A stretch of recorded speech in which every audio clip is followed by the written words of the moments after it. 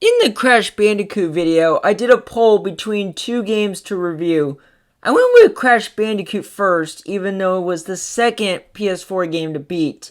So now I can finally do Marvel's Spider-Man, or Spider-Man 2018. It was the first PS4 game I've ever beaten, and the good news is, it's exclusive to PlayStation. Unlike Crash where it's multi-platform, Sony owns the rights to the game, and they did publish it. So, for the video, I'm going to do a review of the game. I don't want to say too much about the story in the game. Peter Parker is Spider-Man fighting crimes over New York, and it's up to him to fight his enemies, including Dr. Octopus. So far, the story and the characters have been pretty good, even by Spider-Man standards. I'm glad the game doesn't have any connection to the movies. As far as the character models, since it's not really a controversy, motion captures are usually fine in media, but they have to look good. I'll say Peter Parker design does look good. I didn't find the model to look off. However, in the PlayStation 5 remastered, they updated a new model for Peter Parker. I mean, he's not Tobey Maguire, Andrew Garfield, or Tom Holland, but the model looks good for what it is.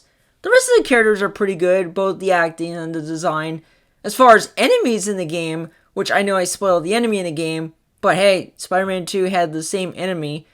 There's also this guy named Martin Lee, and he was pretty intimidating in the game. Besides that, good variety of villains in the game. Now moving on to the gameplay, which is honestly the best part. This game has an open world adventure vibe to it. I've heard criticisms about open world design lacking innovation, but it didn't really matter because you have a map, and if you know me, mapping games are important to know where to go. I didn't have any problems getting lost. Speaking of that, there is a difficulty. Like with Crash, it was pretty hard. I kept the mode at medium because I didn't want the game to be super challenging.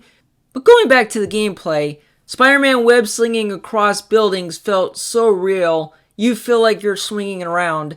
There is a learning curve with web slinging across, but I think anyone can handle it.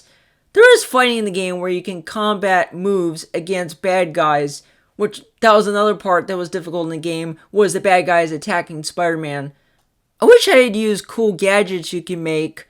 Besides playing as Peter Parker / Spider-Man, you can even play as Mary Jane and Miles Morales, which they don't fight criminals, they go on a mission. The soundtrack is pretty good.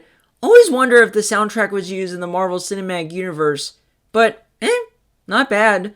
The graphics are fantastic. Look how visually stunning it is. Even the nighttime, which I don't usually see, still looks stunning. So yeah, an amazing game on the PlayStation 4. That was the reason why I wanted to get the system, is to play this game, though Crash Bandicoot would be the second reason. When I heard the announcement of a Spider-Man game coming to PS4 back at E3, I went, I hope it's good, and boy was I right. Now the question is it my favorite PS4 game as of now? Well, yes. As I'm playing and beating games, I feel like it's my favorite out of the games I played on the PS4 for months. Now for the sequel, Miles Morales, I am planning to pick the game up soon. Unsure which version because it's on PS4, but it's on PS5. Speaking of that, Spider-Man 2018 is remastered on the PlayStation 5, but only if you get the Miles Morales on PS5 because it comes with it. Still, Spider-Man 2018 was a ton of fun, and if I ever play the remastered version, I'll beat it again. So that is all for the video, and I got another Spider-Man related video coming next week. I'll see you guys for that.